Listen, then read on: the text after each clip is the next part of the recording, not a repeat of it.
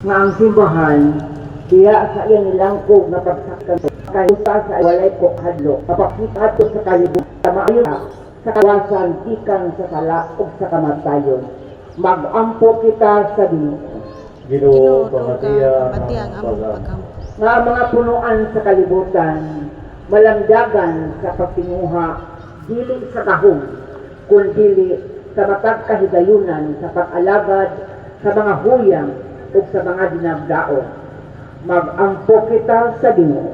Ginoo pamatiya ang among pagkampo Nga ang mga simbahan nga nahilom tungod sa mga paglutos ug ang ilang pagtuo sama sa liso sa mustasa padayon na magtubo binubuan sa dugo sa mga martir na misaksi ni anang maayong pagtuo.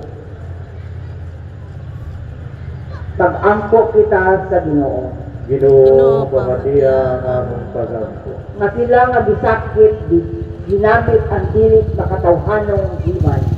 Ang mga biktima, ang mga dinagdaog, ngay uli na kasakuhan ang espada o mamaalin na ang mga samad sa akilag. Mag-ampo kita sa Ginoo. Ginoo pamatiya ang among pagkampo Nga sila nga ibati nga wala na dili ang pagpakabuhi o ang panlimbasog na ang silaw sa kahayag ni Kristo magdanag sa ilang kadlong o magpadilaag kanila aron magmahigmaon ang mga nababugnaw. Magampo kita sa Ginoo.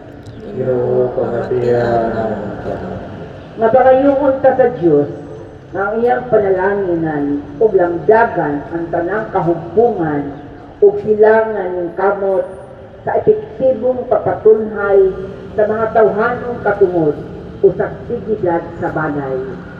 Magampo kita sa Ginoo.